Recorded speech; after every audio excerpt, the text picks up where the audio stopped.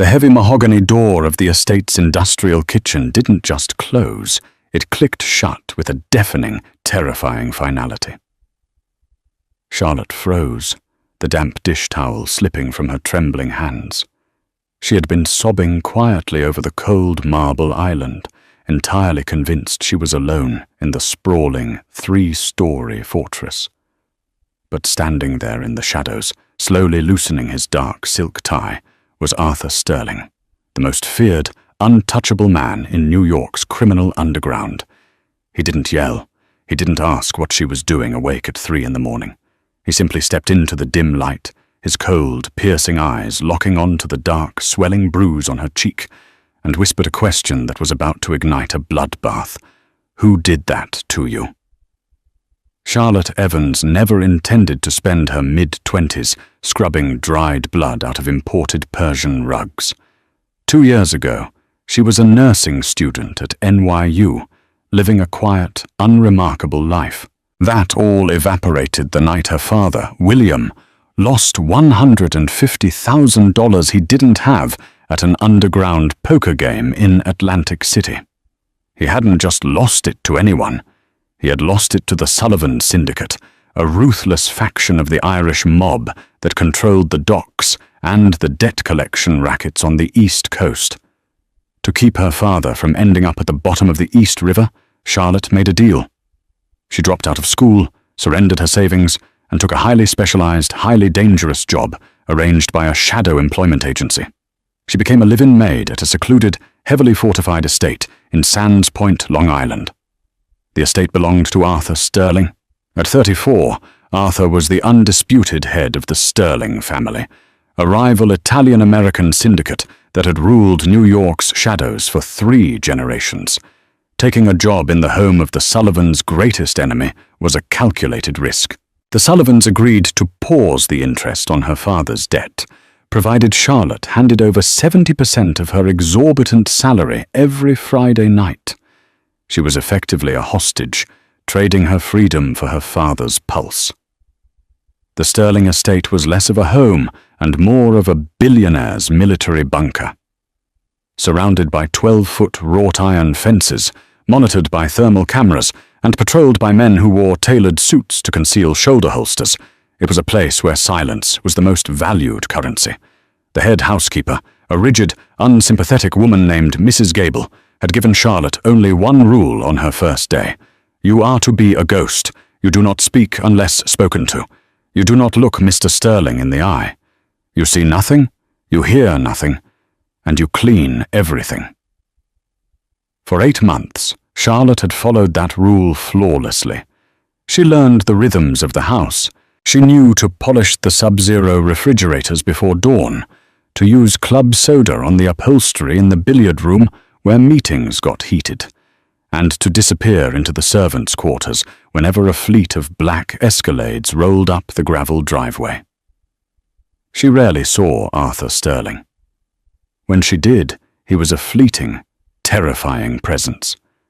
He was a man carved from ice, tall, broad-shouldered, with sharp aristocratic features and eyes the color of a winter sky. He moved with a predatory grace, always dressed in immaculate Brioni suits, projecting an aura of absolute authority. The few times they had occupied the same room, the air had grown thick and heavy, making it difficult for Charlotte to breathe. He had never spoken a word to her. She was just part of the furniture, until a rainy Tuesday night in late October. Charlotte's shift had ended hours ago, but sleep was impossible. Tomorrow was Friday, collection day. She was $2,000 short. An unexpected medical bill for her father's failing liver had eaten into her envelope of cash. Panicked, she had slipped out of the servants' quarters to dispose of the kitchen waste in the incinerator out back, hoping the cold air would clear her head. The service entrance at the back of the estate was a rare blind spot for the security cameras, shielded by a thick canopy of ancient oak trees. As Charlotte tossed the heavy trash bags into the chute, a hand clamped brutally over her mouth from behind. She screamed, but the sound was muffled against a leather glove. She was shoved hard against the damp brick wall of the estate, the breath knocked out of her lungs. Standing in front of her, dripping wet in a cheap trench coat, was Tommy Barnes. Tommy was a mid-level enforcer for the Sullivans. He was a vile, opportunistic man who smelled of stale beer and cheap cologne. "Hello, Charlie," Tommy sneered, his grip tightening on her arm. "Your old man tells me you're a little light this week. Now that's not going to work for Mr. Sullivan." "I have the rest on Monday," Charlotte gasped, trembling violently. "Please, Tommy, you're not supposed to be here. If Sterling's men catch you—" "Sterling's men are idiots," Tommy spat, stepping closer, invading her space. "I walked right through the east gate. Now you listen to me, you little brat. You get the money by tomorrow morning, or we cut off William's fingers. 1 for every 1,000 you owe." "I can't," Charlotte cried, tears welling in her eyes. "I don't have it." Tommy's eyes darkened. He pulled back his hand and struck her across the face with a sickening crack. The force of the blow sent Charlotte sprawling onto the wet pavement. Her cheekbone instantly flared with agonizing heat, her vision blurring. "Tomorrow, Charlie," Tommy whispered, kicking her side lightly before turning on his heel, "or your dad is dead." Tommy melted back into the shadows, leaving Charlotte alone in the freezing rain. Terrified, in pain, and utterly broken, she dragged herself up. She didn't go back to her small bedroom. She couldn't face the isolation. Instead, she let herself into the darkened, cavernous main kitchen of the estate, seeking the bizarre comfort of the one room where she had some semblance of control. The kitchen of the Sterling estate was a masterpiece of modern culinary design, gleaming white marble countertops, stainless steel appliances, and copper pots hanging from an overhead rack like silent bells. At 3:15 a.m., the only sound was the low, steady hum of the massive industrial refrigerator. Charlotte stood over the island, leaning her weight onto her palms. A bag of frozen peas, wrapped in a dish towel, was pressed against the right side of her face. The skin was already turning a violent shade of purple and black. She let out a choked, ragged sob. She was trapped. If she didn't get the money, her father would be mutilated, perhaps killed. If she asked for an advance from Mrs. Gable, questions would be asked. If she ran, the Sullivans would find her. There was no escape. The sheer weight of her despair crushed her, and she dropped her head onto the cold marble, weeping uncontrollably. She cried for her lost future, for her father's weakness, and for the suffocating terror of living under the thumb of monsters.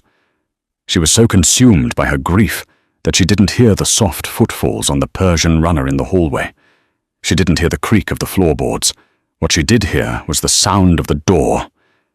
Click! It was the heavy metallic thud of the deadbolt sliding into place. Charlotte gasped, her head snapping up.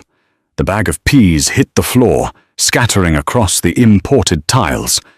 Standing just inside the door, his hand still resting on the brass lock, was Arthur Sterling. He had clearly just returned from a job. His tailored suit jacket was discarded over one arm, and his white dress shirt was unbuttoned at the collar, revealing a sliver of scarred skin at his throat. He smelled faintly of rain, expensive scotch, and the sharp metallic tang of gunpowder. Charlotte's blood ran cold. The absolute rule of the house, never be seen, never be a bother, echoed in her mind. She scrambled backward, hitting the edge of the sink, her heart hammering against her ribs like a trapped bird. "Mr. Sterling," she stammered, bowing her head quickly, her hands trembling so violently she had to grip the edge of the counter to steady herself. "I apologize. I was just leaving. I'll clean the floor. I'm sorry." "Stop!"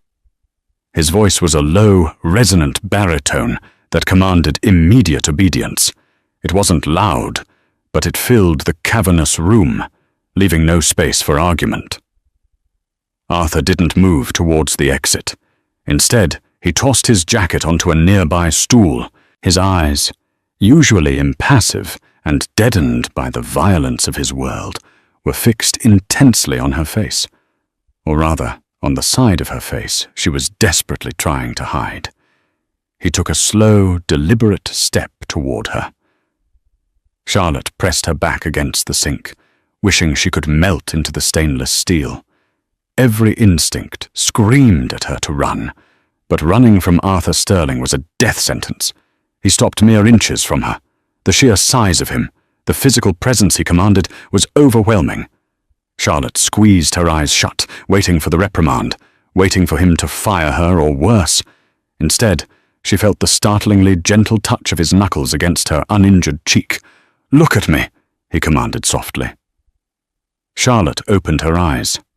He was so close she could see the flecks of silver in his irises. Slowly, agonizingly, Arthur dragged his gaze from her eyes down to the massive, dark bruise swelling across her cheekbone. A muscle feathered in his jaw. The temperature in the room seemed to drop 10 degrees. "Who did that to you?" he asked. The question wasn't a request for information. It was an extraction. "I bumped into a cabinet," Charlotte lied, her voice cracking. "It was clumsy of me. I'm sorry to have disturbed your evening, sir." Arthur's hand moved. His long, calloused fingers gently grasped her chin, tilting her head up so she couldn't break eye contact. "I have spent my entire life around violence, Charlotte," Arthur said, his voice dropping to a dangerous whisper. It was the first time he had ever spoken her name, and the sound of it on his lips sent a strange shiver down her spine. "I know what a cabinet door does to a face, and I know the exact dimensions of a man's handprint. So I will ask you one more time, who did that to you?" Tears spilled over her lashes. The walls were closing in. If she told him about Tommy Barnes, Arthur would know she was compromised. He would know she owed the Sullivans. In the Mafia world, a compromised servant was a dead servant. "Please," she whimpered, a fresh tear sliding down and stinging the bruised flesh. "Please, just let me go. It's my problem." "You are standing in my home," Arthur replied, his thumb lightly wiping the tear from her jawline. The tenderness of the gesture was entirely at odds with the lethal coldness in his eyes. "You eat my food. You sleep under my roof. Nothing that happens to you is your problem alone. A man who strikes what is under my protection has forfeited his hands." Charlotte broke. The dam she had built to survive the last 8 months shattered under the weight of his unyielding gaze. "It was Tommy Barnes," she choked out, the words tumbling from her lips in a panicked rush. "He's an enforcer for the Sullivans. My father owes them money. I send them my paychecks. He came here tonight. He said I was short." Arthur didn't blink. The mention of his fiercest rivals didn't seem to shock him, but something else did. His hand slowly dropped from her face. "Tommy Barnes came here?" Arthur asked, his tone shifting from quiet intimidation to a chilling, razor-sharp focus. "To this estate?" "Yes," Charlotte sobbed, wrapping her arms around herself. "By the incinerator. I'm sorry. I didn't mean to bring them here. I swear I didn't tell them where I worked. They must have followed me or found out from the agency. Charlotte, stop talking." She clamped her mouth shut. Arthur turned his back to her, resting his hands flat on the marble island. He stared at the blank wall for a long, heavy moment. When he finally spoke, it wasn't about the debt, or her father, or the bruise on her face. "The East Gate requires a biometric scan and a rolling 8-digit algorithmic code that changes every 12 hours, Arthur stated, his voice devoid of all emotion. It was the voice of a general analyzing a battlefield. A low-level thug like Tommy Barnes doesn't hack military-grade security. He doesn't scale a 12-foot electrified fence without tripping an alarm." Arthur slowly turned his head to look over his shoulder at her. The terrifying realization of what he was saying washed over Charlotte. "Tommy Barnes didn't break in, Charlotte," Arthur said, his eyes narrowing into lethal slits. "Someone opened the door for him. Someone in my inner circle." The silence in the kitchen was suddenly deafening. Charlotte realized with a sickening twist in her stomach that her bruised cheek hadn't just exposed her own terrible secret. It had just uncovered a rat inside the Sterling family. Arthur reached into his trousers and pulled out a secure, encrypted phone. He dialed a single number, his eyes never leaving Charlotte's terrified face. "Wake the men," Arthur said into the receiver, his voice echoing in the cold kitchen like a death knell. "Lock down the estate. Nobody gets in, and absolutely nobody gets out." The moment Arthur Sterling ended the call, the atmosphere inside the sprawling Sands Point estate shifted. There were no blaring sirens, no flashing red lights. The Sterling syndicate operated with lethal discretion. Instead, there was a low, vibrational hum as the backup generators engaged, plunging the estate into a complete tactical lockdown. Heavy steel shutters, disguised as decorative wooden panels, seamlessly slid over the floor-to-ceiling windows. The biometric locks on every exterior door engaged with synchronized heavy clicks. Charlotte stood frozen against the marble kitchen island, her breath hitching in her chest. The bag of frozen peas lay melting on the floor, a puddle of water seeping into the grout.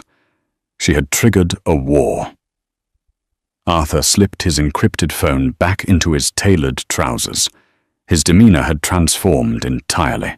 The quiet, simmering intensity was gone, replaced by the cold, calculating machinery of a warlord preparing for battle. He picked up his suit jacket, not to put it on, but to drape it over his arm, revealing the dark leather shoulder holster and the matte black grip of a customized Sig Sauer P226 resting against his ribs.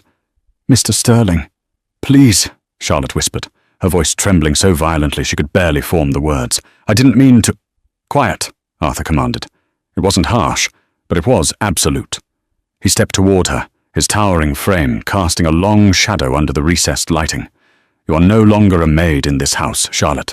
As of right now, you are the sole witness to a catastrophic security breach. You don't leave my sight." He didn't wait for her to agree. He turned and strode out of the kitchen, expecting her to follow. Terrified of what would happen if she didn't, Charlotte hurried after him, her cheap rubber-soled work shoes squeaking faintly against the polished hardwood floors.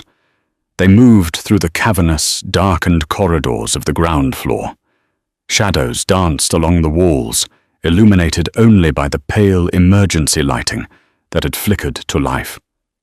As they passed the grand foyer, Charlotte witnessed the terrifying efficiency of Arthur's empire. Men were materializing from the wings of the estate. These weren't the low-level street thugs Charlotte was used to seeing on the news. These were operators. She recognized Conrad Hayes, Arthur's terrifyingly calm underboss, striding down the sweeping dual staircase.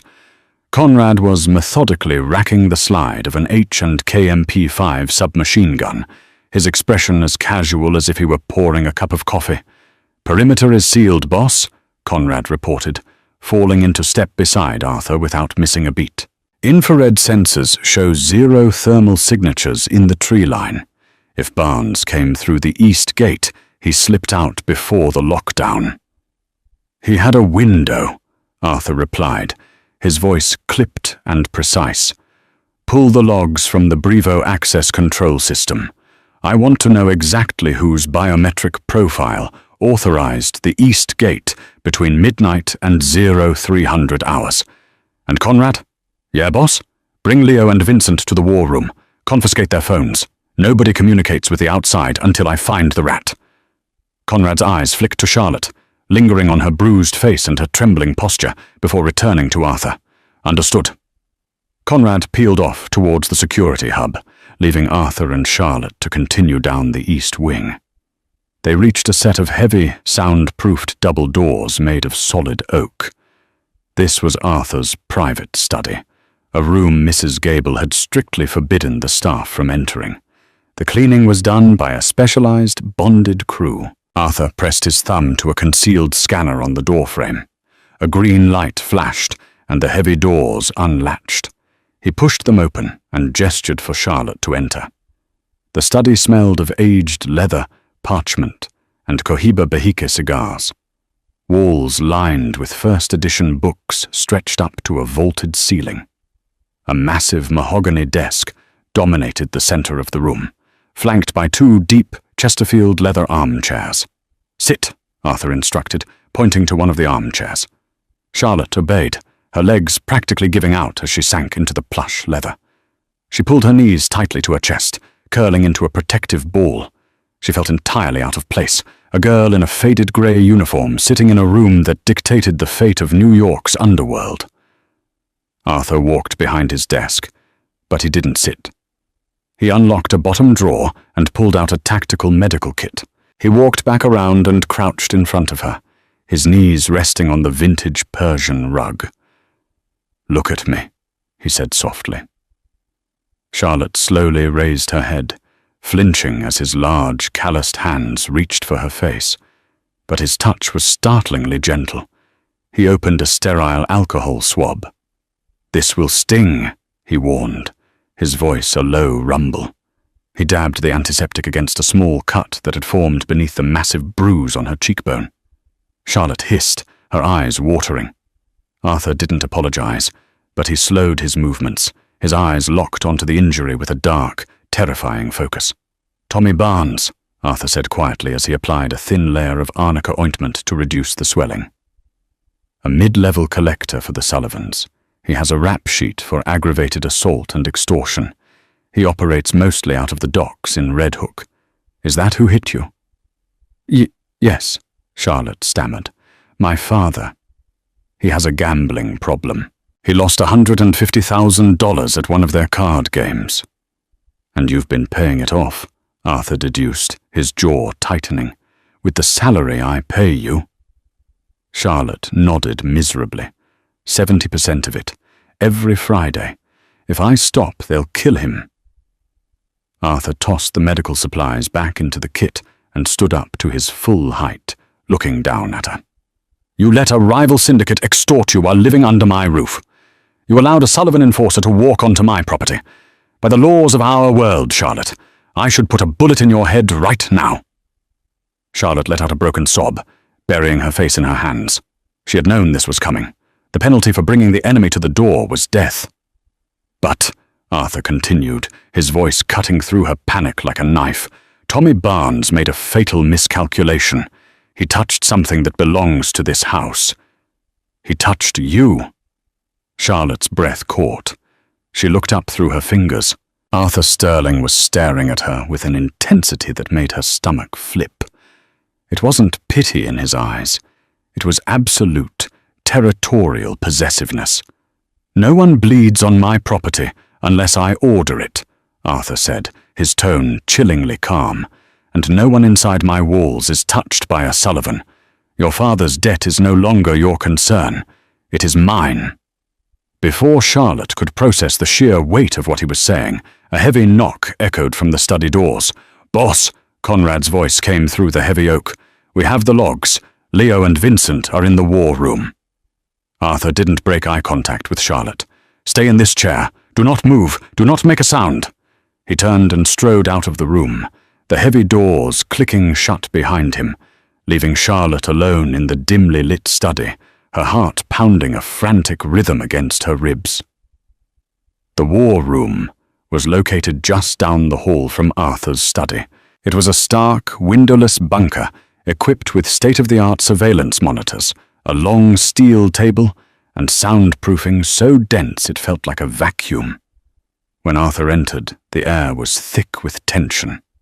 Conrad Hayes stood by the monitors, a tablet in his hand. Seated at the steel table were two of Arthur's most trusted lieutenants, Leo Gallagher, a broad-shouldered enforcer who managed the family's unions, and Vincent Boyle, a sharply dressed numbersman who oversaw the offshore accounts and digital security. Both men looked uneasy. Their phones sat in a plastic bin at the center of the table, a clear sign that they were under suspicion. Arthur didn't sit. He paced slowly behind the two seated men, his footsteps silent on the concrete floor. The silence stretched, heavy and suffocating, designed to break their nerves.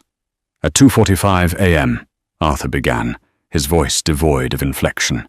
A man named Tommy Barnes walked through the east gate of this estate. He bypassed the Cubba Mars X10 lock. He circumvented the thermal cameras. He assaulted a member of my household staff by the incinerator, and then he left. Leo's head snapped up, his thick neck flushing red. "A Sullivan? Here?" "Boss, I swear to God, if my men were on rotation—" "Your men weren't on rotation, Leo," Arthur interrupted smoothly, stopping right behind Vincent Boyle's chair. "The automated perimeter defense was active, which means someone inside this house manually overrode the security protocols." Vincent cleared his throat. He was a handsome man, usually oozing arrogance in his custom Tom Ford suits, but right now a thin sheen of sweat glistened on his forehead. "Arthur, the system is complex. It could have been a glitch in the Palantir network, or a remote hack." Arthur leaned down, resting his hands on the back of Vincent's steel chair. "Conrad," Arthur said softly, "read the logs." Conrad tapped the screen of his tablet. The east gate was opened using an authorized biometric thumbprint and a Level 4 clearance code. The system wasn't hacked. It was invited. He looked up, his eyes cold. The clearance code belonged to Vincent. The room erupted. "It's a setup," Vincent shouted, scrambling backward in his chair, trying to put distance between himself and Arthur. "Boss, you know me. I've been with your father since before you took over. The Sullivans must have cloned my credentials. It's a spoof." Leo jumped to his feet, his hand instinctively dropping to his waist, though his weapon had been confiscated at the door. "You piece of garbage," Leo spat at Vincent. "You sold us out to the Irish?" "Sit down, Leo," Arthur commanded. Leo slowly sank back into his chair, glaring daggers at Vincent. Arthur slowly walked around the table to face Vincent. The numbers man was hyperventilating, his eyes darting towards the locked door. "A biometric clone requires a physical mold of my thumbprint," Vincent pleaded, his voice cracking. "Someone lifted it, Arthur. I swear on my mother's life." "I believe you," Arthur said quietly. Vincent exhaled a massive sigh of relief, slumping back into his chair. "Thank God, Arthur. We need to sweep the staff. Someone lifted my print from a glass or a file." "I believe you didn't open the gate tonight," Arthur continued, his voice dropping to a terrifying whisper as he leaned over the table, bringing his face inches from Vincent's. "Because tonight you were in the East Wing, trying to crack the physical safe in my bedroom, while Barnes created a distraction." Vincent froze. The remaining color drained from his face, leaving him looking like a corpse. "You thought I didn't notice the micro-abrasions on the dial of the Diebold safe last week?" Arthur asked, his eyes burning with a dark, violent fire. "You've been bleeding the offshore accounts, Vincent. You got into bed with the Sullivans to cover your losses in the crypto market. You gave Barnes access to the grounds so he could collect a measly debt from a maid, knowing the security sweep would focus on the perimeter, giving you exactly 15 minutes to access my private quarters." Conrad stepped forward, pulling a heavy, suppressed Glock 19 from his waistband and resting it on the table. The metallic clack echoed in the silent room. Vincent fell to his knees, his tailored suit trousers hitting the concrete with a thud. Tears streamed down his face.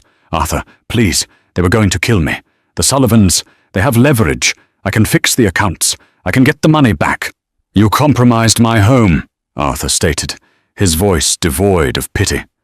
"You brought an enemy onto my soil. You put my people at risk." Arthur picked up the suppressed Glock. In the study down the hall, Charlotte jumped violently as a dull, muted thump echoed through the heavy oak doors, followed by the sickening sound of something heavy hitting the floor. She clamped her hands over her mouth, stifling a scream. She knew exactly what that sound was. The reality of the world she was trapped in crashed down upon her with crushing weight. Arthur Sterling wasn't just a strict employer. He was a judge, jury, and executioner. 10 minutes later, the study doors opened. Charlotte scrambled back into the depths of the leather chair, her heart pounding frantically. Arthur stepped into the room. He had removed his shoulder holster and rolled up the sleeves of his white dress shirt, revealing forearms corded with muscle and laced with old scars. There was a single, tiny speck of crimson blood on his crisp white cuff. He walked over to a crystal decanter on a side table and poured 2 fingers of Macallan 25 amber liquid into a glass.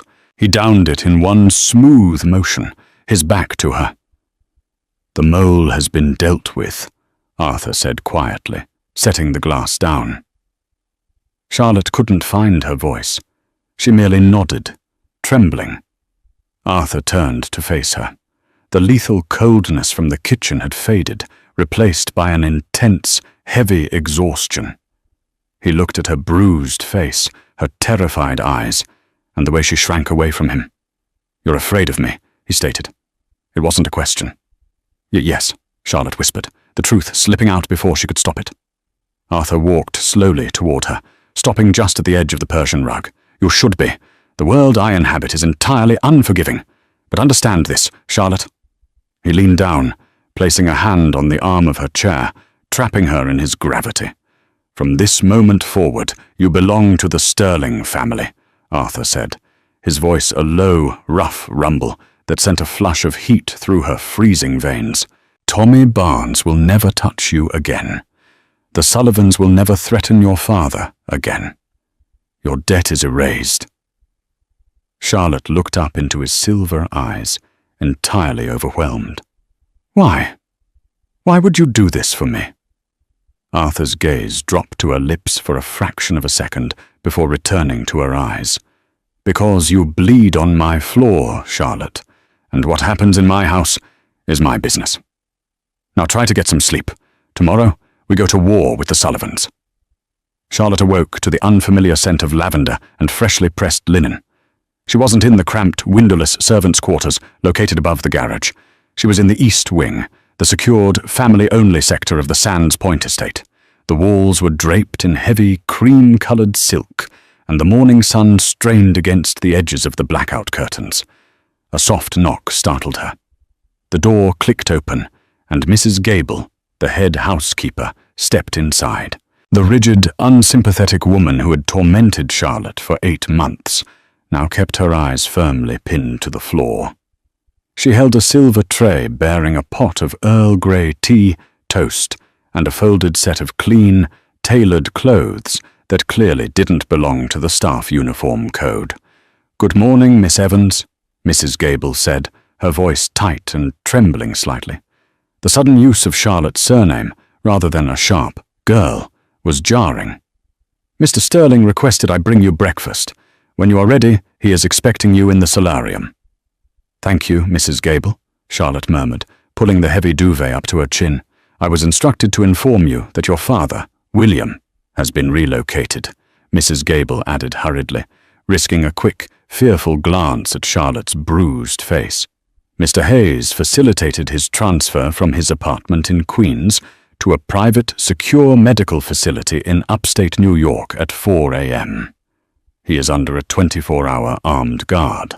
The Sullivans cannot reach him." Charlotte's breath caught in her throat. The crushing weight that had sat on her chest for 2 years instantly evaporated, replaced by a dizzying sense of disbelief. Arthur hadn't just made a promise in the heat of the moment. He had mobilized his men in the dead of night to secure her only living family member. 20 minutes later, dressed in a soft cashmere sweater and fitted trousers provided by Mrs. Gable, Charlotte navigated the labyrinthine halls towards the solarium. The atmosphere in the estate was unrecognizable. The quiet hum of a billionaire's retreat had been replaced by the focused energy of a military command center. Men in tactical gear, carrying matte black rifles, monitored the perimeter from the heavily tinted windows. Arthur was waiting for her in the glass-enclosed solarium overlooking the Long Island Sound. He was standing over a massive teakwood table strewn with architectural blueprints, satellite printouts, and digital tablets. Conrad Hayes and Leo Gallagher flanked him, their expressions grim and focused. When Charlotte entered, the conversation stopped. Leo and Conrad immediately straightened, offering her brief, respectful nods, a staggering shift in protocol. Arthur looked up, his silver eyes sweeping over her, lingering for a fraction of a second on the dark purple bruise blooming across her cheek before meeting her gaze. "Sit, Charlotte," Arthur said, gesturing to a wrought-iron chair beside him. She sat, feeling entirely out of her depth as she looked at the maps. They were marked with red ink, highlighting specific locations across the 5 boroughs. Declan Sullivan thinks he holds the city by the throat because he controls the ports, Arthur said, his voice cold and analytical, addressing his lieutenants but keeping his body angled toward Charlotte. He believes my father's old treaties still bind me. Last night, he sent a dog to my door. Today, we burn his kennels. Arthur pointed a silver pen at the map, laying out the tactical dismantling of the Sullivan Empire. He didn't shield Charlotte from the violence of his world. He was integrating her into it. The Sterling Syndicate's retaliation plan, * Target Alpha, the Hunts Point Cooperative Market. Leo, the Sullivans use the meatpacking district to launder their extortion cash. At 2100 hours, you will seize their primary warehouse, burn the ledger books, confiscate the cash reserves, and break the knees of any Sullivan captain who draws a weapon. Leave the civilian workers untouched. * Target Bravo, the Red Hook Docks. Conrad, Declan's brother, Finnick Sullivan, is expecting a shipment of stolen European pharmaceuticals to dock at Pier 44 tonight. Intercept the shipment. Sink the container in the harbour. I want Finnick to watch it go down. * Target Charlie, the debt registry. Vincent's betrayal gave us a small window of opportunity. Before I executed him, his laptop revealed the Sullivans' digital debt registry, stored on a localized server in Hell's Kitchen. We are deploying a tactical team to destroy the server. Every dime owed to Declan Sullivan by the working class, including your father's debt, Charlotte, will be erased. Charlotte stared at the table, her heart hammering against her ribs. You're starting a war over me? She whispered, the sheer scale of the violence terrifying her. I am starting a war over disrespect, Charlotte, Arthur corrected softly, leaning down so his face was level with hers. You were simply the catalyst. The Sullivans have grown arrogant. Declan thought he could bleed my household, and I would look the other way to maintain the peace. He misjudged me. Boss, Conrad interjected, his tone cautious. Hitting 3 of their primary arteries in one night. Declan is going to unleash hell. He has corrupt cops on his payroll in the NYPD's 75th precinct. They might hit back with badges, not just bullets. Let them, Arthur replied, his eyes narrowing into lethal slits. If Declan sends a uniform to my gate, I'll buy the commissioner. The era of the Irish mob in New York ends this week. Prep the men. We strike at sundown. The sun dipped below the horizon, plunging the estate into a tense, suffocating darkness. Charlotte paced the length of Arthur's private study, her hands trembling as she clutched a mug of untouched tea. The sprawling house was eerily silent. A skeleton crew of heavily armed guards patrolled the perimeter, but the bulk of Arthur's forces and Arthur himself were out in the city, executing the 3-pronged strike. Charlotte couldn't shake the terrifying memory of her past. She had been an NYU nursing student, trained to save lives, to stop bleeding, to heal. Now she was hidden away in a billionaire mobster's fortress, waiting to hear if the man who had brutally protected her would survive the night. At 11:42 p.m., the encrypted radio on Arthur's mahogany desk crackled to life. Command, this is Viper 1. Target Alpha is neutralized. Hunts Point is ours. No casualties on our side. Charlotte released a breath she didn't know she was holding. Leo had succeeded. 10 minutes later, another transmission. Command, target. Charlie is dust. The servers are burned. The registry is gone. Her father was officially free. The debt that had ruined their lives, that had forced her into a life of servitude, no longer existed. Tears of relief pricked her eyes, but her relief was instantly shattered by a frantic, static-laced burst over the radio. Command, this is Echo Team at Red Hook. It's an ambush. Finnick Sullivan knew we were coming. They had heavy artillery waiting in the shipping containers. We are pinned down. The boss is hit. I repeat, Arthur is hit. The mug slipped from Charlotte's hands, shattering against the hardwood floor. Panic seized her throat. The sterile, controlled environment of the estate suddenly felt like a tomb. She rushed out of the study, nearly colliding with a tactical guard stationed in the hallway. "Get the medical bay ready!" Charlotte screamed, her dormant nursing instincts overriding her fear of the Mafia soldiers. "He's wounded! Clear the east entrance!" For the next 45 minutes, time dilated. Charlotte sprinted to the estate's underground medical wing, a fully equipped trauma room designed for emergencies the syndicate couldn't take to a public hospital. She sterilized instruments, prepped IV lines, and laid out trauma dressings, moving with a manic, hyper-focused energy. The sound of screeching tires echoed from the underground garage. Doors slammed. Men shouted. Conrad Hayes burst through the double doors of the medical wing, his suit jacket covered in blood. Behind him, 2 soldiers were supporting Arthur. The boss of the Sterling family looked impossibly pale, his lips pressed into a tight, grim line.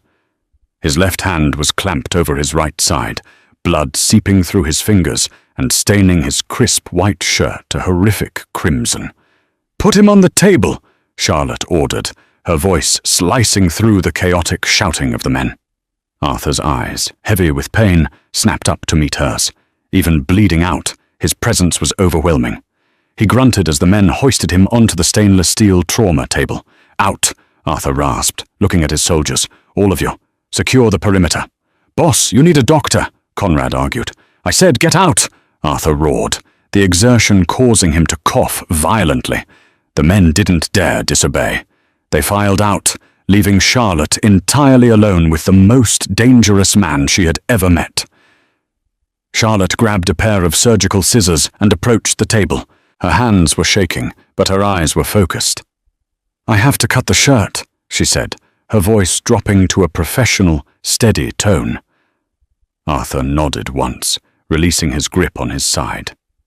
Charlotte quickly sheared through the expensive fabric, pulling it away to reveal a deep, jagged bullet graze along his right obliques. It was bleeding heavily, but it hadn't penetrated the abdominal cavity. "It's a clean graze," Charlotte breathed, feeling a massive wave of relief wash over her. "The bullet didn't lodge, but it's deep. You need stitches, and you've lost blood." "Then stitch it," Arthur said, his voice a low, gravelly whisper. He didn't take his eyes off her face. Charlotte prepped a syringe of local anesthetic. As she leaned over him to inject the numbing agent, she was hyper-aware of his sheer size, the heat radiating from his skin, and the heavy, rhythmic thumping of his heart beneath her wrist. "Finnick knew we were coming," Arthur stated quietly, as she began to clean the wound with iodine. He didn't even flinch as the burning liquid touched his raw flesh. "Vincent wasn't the only leak. Declan Sullivan has someone else inside my organization." Charlotte paused, the bloodied gauze in her hand. "Who?" "I don't know yet," Arthur murmured, his silver eyes tracking the movement of her hands. "But I will find them, and I will skin them alive." He reached up, his large, blood-stained hand gently grasping her wrist, stopping her movements. The contrast between the violent words he just spoke and the tender way he touched her made Charlotte's breath hitch. "You're shaking," Arthur observed softly.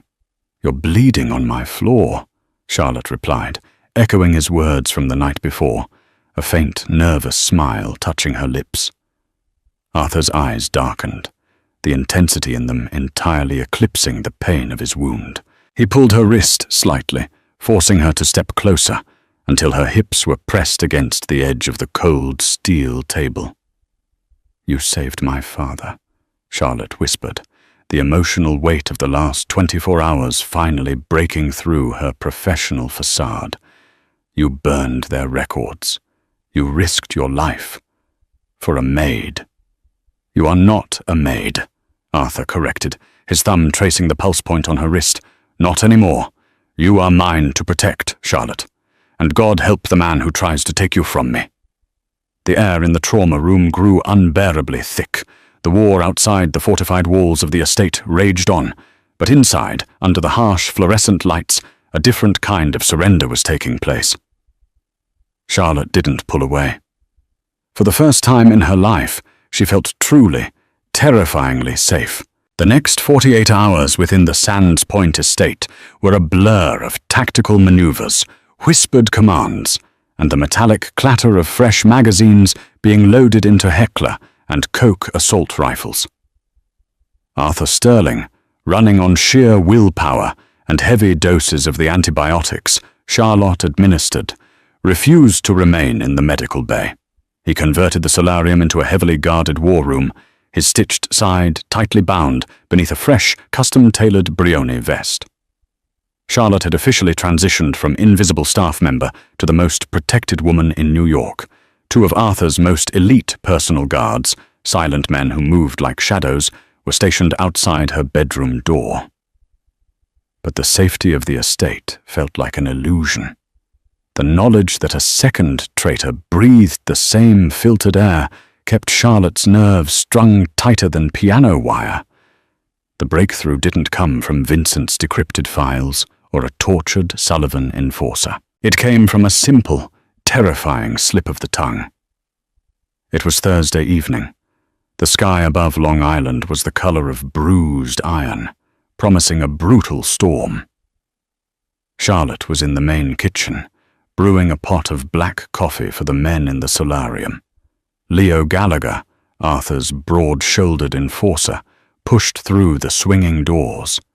He looked exhausted, the sleeves of his shirt rolled up, exposing a heavy Rolex Daytona on his thick wrist. "Make it strong, Charlie," Leo grunted, leaning heavily against the marble island. "We're heading out to the Brooklyn Navy Yard in an hour. Declan Sullivan finally agreed to a sit-down. Boss is going to end this tonight." Charlotte nodded, keeping her eyes on the French press. "Is Conrad going with him?" "Yeah, Conrad, me, and a dozen shooters," Leo replied, rubbing his jaw. He let out a harsh, bitter laugh. "Crazy week, huh? From scrubbing floors to having your old man stashed away in that private clinic up in Poughkeepsie. You must be relieved." Charlotte's hand froze mid-pour. The scalding coffee splashed onto the marble, narrowly missing her skin. She didn't look up immediately. Her mind raced, piecing together the timeline with terrifying clarity. When Arthur had ordered William Evans moved to a secure facility, he had given the command to Conrad Hayes in the middle of the night. Charlotte had been in the room.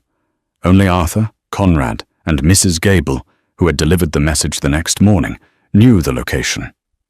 Leo Gallagher had been busy securing the perimeter. He was never told where William was taken. No one was supposed to know the name of the town, let alone that it was Poughkeepsie, unless they had intercepted the encrypted communications, or unless they were feeding that information to the Sullivans to use as leverage later. "Yes," Charlotte said, forcing her voice to remain steady, very relieved. She handed Leo the tray of coffee cups. The moment the kitchen doors swung shut behind him, Charlotte broke into a dead sprint. She bypassed her guards, rushing down the East Wing corridor, her heart hammering a frantic rhythm against her ribs. She burst into Arthur's private study without knocking. Arthur was strapping a Sig Sauer into his shoulder holster, wincing slightly as the leather pressed against his stitches. Conrad was beside him, checking the action of a compact submachine gun. Both men snapped their attention to her, instantly alarmed by her pale face. "Charlotte!" Arthur stepped forward, his protective instincts flaring. "What's wrong?" "It's Leo!" Charlotte gasped, grabbing the lapels of Arthur's vest. "Arthur, it's Leo Gallagher. He just told me he knew my father was in Poughkeepsie." "You never told him that. He shouldn't know where the clinic is." The temperature in the room plummeted to absolute zero. Conrad slowly lowered his weapon, his eyes widening as the realization hit him. "Boss, Leo volunteered to sweep the comms room after we found Vincent. He had full access to the encrypted routing logs. If he gave Declan the Poughkeepsie address, then this sit-down at the Navy Yard isn't a negotiation," Arthur finished, his voice dropping to a lethal, vibrating baritone. "It's an execution. Declan expects me to walk into a kill box, thinking my right flank is secure, only for Leo to put a bullet in the back of my head." Arthur didn't rage. He didn't shout. The terrifying calm of the predator returned to his silver eyes. He looked down at Charlotte, his large hands coming up to cup her face. "You just saved my life, Charlotte," he whispered, pressing a fierce, searing kiss to her forehead. "Again." He turned to Conrad. "Change the logistics. We don't confront Leo here. It will cause a panic among the men. We take him to the Navy Yard. But we flip the board on Declan Sullivan." 2 hours later, the storm broke over Brooklyn, unleashing a torrential downpour upon the rusting shipyards. Arthur's fleet of black Mercedes-Benz G-Wagons rolled into the abandoned warehouse district, headlights cutting through the sheets of rain. Inside the cavernous, leaking warehouse, Declan Sullivan stood waiting. He was surrounded by heavily armed Irish enforcers, his face twisted into an arrogant sneer. Arthur walked through the rusted bay doors, flanked by Conrad and Leo. To anyone watching, it looked like a standard Mafia parley. "Arthur," Declan called out, his voice echoing off the corrugated steel roof, "you look a bit pale. Heard my brother gave you a scratch at Red Hook. A minor inconvenience, Declan," Arthur replied smoothly, stopping 20 paces away. "I came here to accept your surrender." Declan laughed, a sharp, barking sound. "My surrender? You're standing in my territory, surrounded by my men, and your own house is crumbling from the inside." Declan looked past Arthur. "Isn't that right, Leo?" Leo stepped out from behind Arthur's right shoulder, drawing his weapon. But before the heavy barrel of his gun could even clear his hip, Arthur spun with terrifying, liquid speed. Despite his injury, Arthur's movements were a blur of calculated violence. He didn't draw a gun. Instead, he drove the blade of a tactical knife, concealed in his sleeve, deep into the nerve cluster of Leo's gun arm. Leo screamed, dropping his weapon as his arm went entirely numb. Before Leo's gun hit the concrete, Conrad's MP5 submachine gun was already up, aimed directly at Declan Sullivan's chest. At the exact same moment, the shadows of the warehouse catwalks above them moved. Arthur hadn't walked into a trap. He had brought his own. 24 Sterling snipers, who had infiltrated the Navy Yard an hour earlier, based on Arthur's altered logistics, activated their laser sights. Dozens of red dots painted Declan Sullivan and his men in a deadly, inescapable constellation. "You thought you could buy my loyalty, Declan?" Arthur's voice boomed through the warehouse, cold and absolute. "You bought a ghost, and now you are out of time." The shootout was brief, brutal, and entirely one-sided. When the smoke cleared, the Sullivan Syndicate was nothing more than a memory staining the concrete floor of the Brooklyn Navy Yard. Leo Gallagher, bleeding and whimpering, was dragged away by Arthur's men to face the slow, agonizing justice of the Sterling family. By dawn, the war was over. When Arthur returned to the Sands Point estate, the morning sun was just breaking over the Long Island Sound. He was exhausted, battered, and covered in the dust of the city. Charlotte was waiting for him in the grand foyer. She didn't care about the blood on his coat or the terrifying violence he had just orchestrated. She saw only the man who had torn down an empire to protect her. She ran to him, throwing her arms around his neck, burying her face in his chest. Arthur caught her with a sharp intake of breath, his strong arms wrapping around her waist, lifting her entirely off the floor. "It's over," Arthur murmured into her hair, burying his face in the crook of her neck. "They will never touch you again. You are safe. You are mine." "Yours," Charlotte whispered back, pressing her lips to his jawline, fully embracing the beautiful, dangerous monster she had fallen in love with. The invisible maid was gone. In her place stood the untouchable queen of the Sterling Empire. The thrilling saga of Charlotte and Arthur proves that true power isn't just about ruling the underworld. It's about the lengths a man will go to protect the woman who unexpectedly steals his heart. From a terrified maid hiding a bruise to the strategic queen of a mafia empire, Charlotte's journey is a testament to survival, loyalty, and a love forged in the fires of betrayal. The Sterling and Sullivan war may be over, but the passion and danger of their world will last forever.